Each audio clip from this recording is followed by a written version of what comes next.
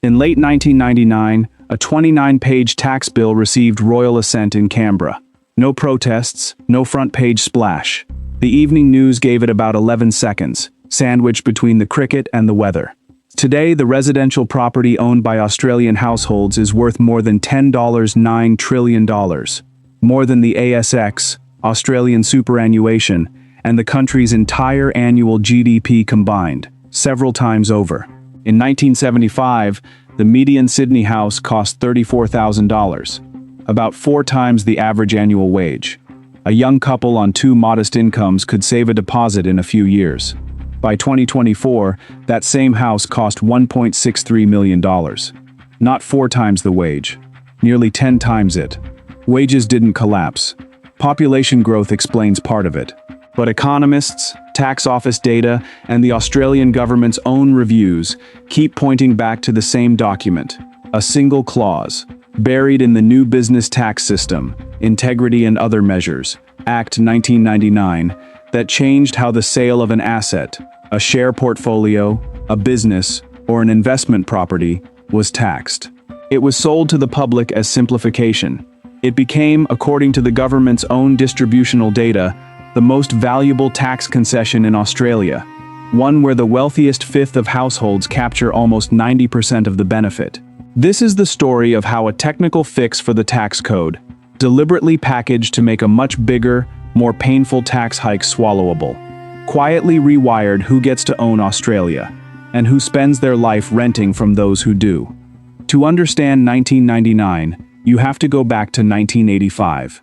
Before that year, Australia had no general capital gains tax at all. If you bought a rental property, held it for a decade, and sold it for triple the price, the entire profit was tax-free. It was one of the last major tax-free capital gain regimes in the developed world, and it was starting to distort the economy. High-income earners were restructuring salary into capital gains just to dodge the top marginal rate, which sat at 60%. On 20 September 1985, Treasurer Paul Keating introduced Australia's first CGT. But it was built on a specific principle. Only real gains, gains above inflation, would be taxed.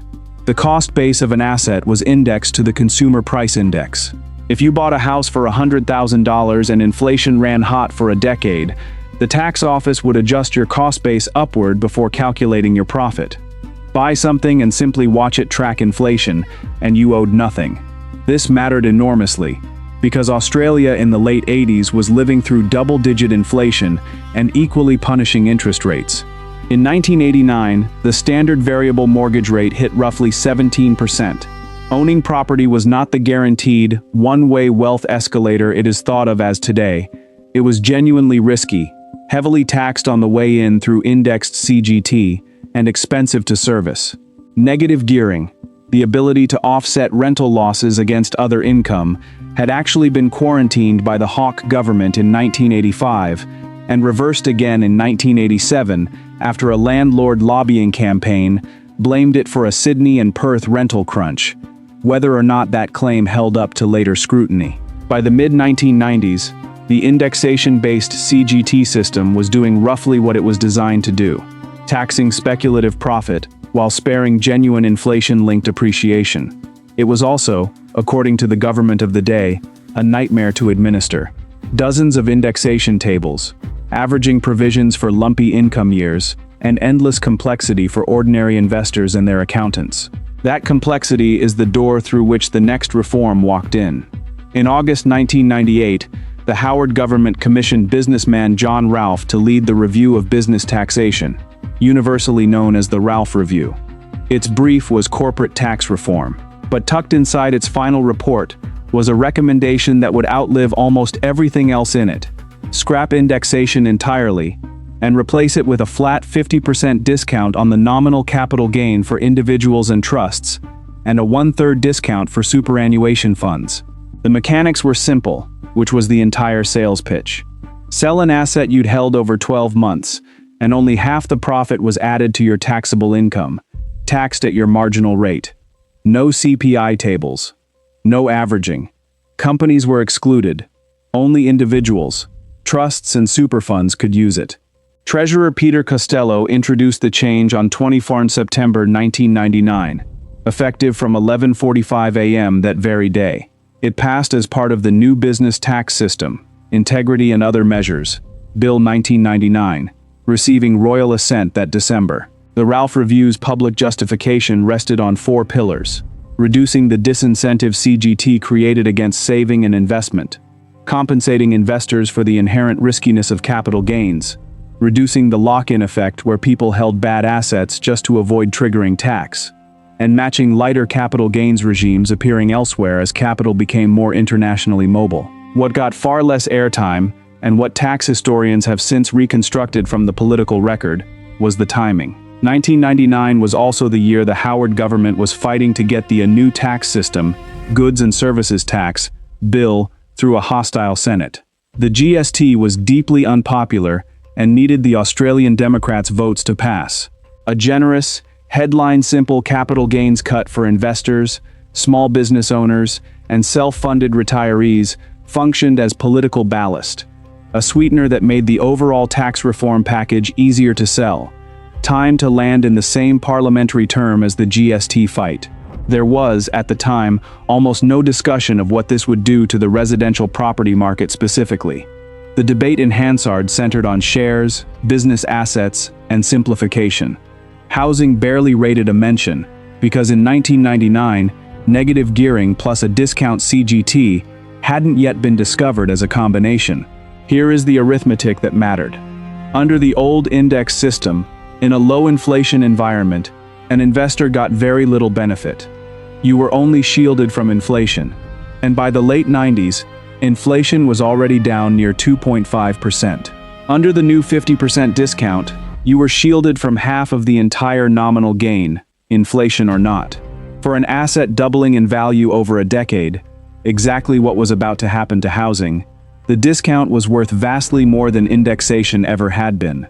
Combine that with negative gearing, reinstated since 1987, which let an investor deduct a loss-making rental property's costs against their salary income every single year they held it, and you had built a machine with 2 settings: lose money on paper every year you hold the asset, and legally have your ordinary income tax reduced. Then, when you sell, pay tax on only half the profit. The 1985 CGT regime had never been paired with an incentive structure this powerful, because the discount hadn't existed yet. Nobody in the 1999 Parliament called this a housing policy, but that is exactly what it became. The effect wasn't instant, but it compounded fast. Investors, not first home buyers, began recognizing that property, negatively geared and CGT discounted, was now one of the most tax-effective assets available to a salaried professional. Between 2000 and 2010, Sydney median house prices rose roughly 90% in real terms, after accounting for inflation. That is not a rental yield story or a wage growth story. It's a story of investor demand layered on top of ordinary owner-occupier demand, chasing an asset that had just become dramatically more tax-efficient to hold and sell. The Reserve Bank was also cutting the cost of leverage. The cash rate, which had sat near 17% in 1990, fell into the 4 to 7% range through most of the 2000s, and then, after the global financial crisis, kept falling, eventually touching 0.1% in November 2020. Cheaper debt plus a tax system that rewarded holding leveraged, loss-making assets was rocket fuel. Banks noticed. Investment lending, as distinct from owner-occupier lending, became one of the fastest-growing categories on bank balance sheets through the 2000s and 2010s, and by the mid-2010s investors were originating close to 40% of new mortgage lending nationally in some periods, prompting the prudential regulator APRA to step in during 2014 to 2015 with speed limits on investor credit growth. An unprecedented intervention aimed squarely at cooling a boom the tax system itself had helped ignite. Meanwhile, home ownership rates among younger Australians began a multi-decade slide. In 1981, roughly 60% of 25 to 34-year-olds owned their home. By the 2021 census, that figure for the same age bracket had fallen into the low 40s. The generation buying second and third investment properties, discounted at sale and subsidized annually through negative gearing, was very often the same generation whose adult children were now locked out of the market entirely. The distributional data, once Treasury and the Parliamentary Budget Office started publishing it, was stark. Tax office statistics analyzed by researchers including the Australia Institute showed the top 10% of individual taxpayers were realizing around 64% of all capital gains reported in a given year, and the top 1% alone accounted for roughly 39%. Because the discount is worth more in absolute terms the higher your marginal tax rate, a taxpayer on the top bracket effectively received something like a 23 percentage point tax cut on the gain, while someone below the tax-free threshold got no benefit from the discount at all, because they had no tax bill to discount in the first place. By the 2010s, negative gearing and the CGT discount had become the two most politically explosive words in Australian federal budgets. The Australian Labor Party took a policy to the 2016 and 2019 federal elections, proposing to halve the CGT discount to 25% for new investments and restrict negative gearing to new-build housing only. Costello himself, years later, publicly conceded he hadn't anticipated the scale of the property-specific consequences. That 2019 election became, in the eyes of many analysts, a referendum on the very policy this documentary is about. Labor lost. The discount survived untouched. Today, the numbers are almost cartoonish in scale. Sydney's median house price sits above $1.6 million. House prices there have risen more than 4,600% since 1975, while wages have risen a small fraction of that. Perth and Brisbane, once considered affordable alternatives, have posted similarly extreme multi-decade gains, with mortgage repayments now consuming 60 to 70% of the median wage in cities where that figure sat closer to 30 to 35% 50 years ago. The house price-to-income ratio nationally has climbed from roughly 4 to 1 in the 1970s to figures north of 9 or 10 to 1 in the most expensive capitals today, a benchmark that international housing affordability surveys treat as severely unaffordable at anything above 5 to 1. The wealth effect has become intergenerational and structural.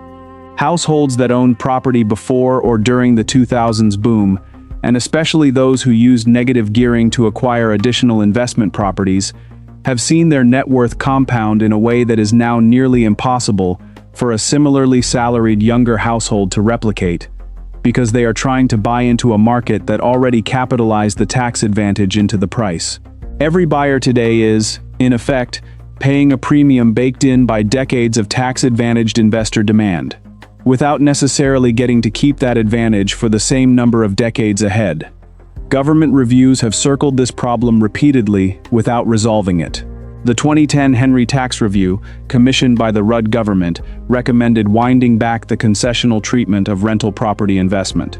The 2026 federal budget cycle has again seen the capital gains discount raised as an option for reform, more than a quarter century after it was introduced as a simplification measure. The systemic risk this has created isn't just about fairness. A financial system where household wealth, bank balance sheets, and state government revenue via stamp duty are all this concentrated in one asset class, itself propped up by a specific, reversible piece of tax law, is a system with a single point of failure. Every Reserve Bank governor since the mid-2000s has, at some point, flagged household debt-to-income ratios, now among the highest in the developed world, as a standing financial stability concern. None of this required a housing policy. It required one clause, in one bill, changing how gains were measured at the moment of sale, introduced to simplify paperwork and sweeten a much larger and more contentious tax reform. 27 years later, that clause is one of the most cited explanations for why an entire generation of Australians has been priced out of a market their parents and grandparents were able to enter on a single modest income. The lesson isn't that any one villain plotted this outcome. Peter Costello, John Ralph, and the Parliament of 1999 were solving a real problem, an indexation system that genuinely was needlessly complicated. What they didn't fully price in was how that fix would interact with an existing settings: negative gearing, falling interest rates, population growth, and constrained housing supply, to produce a compounding, self-reinforcing wealth divergence that no single policymaker designed and no single government has since been willing to fully unwind. That is, again and again, how the largest shifts in who owns what in a society happen. Not through dramatic seizures or crashes, but through a technical amendment nobody outside a tax office really understood at the time, whose consequences only became legible one housing cycle later, and then another, and then another.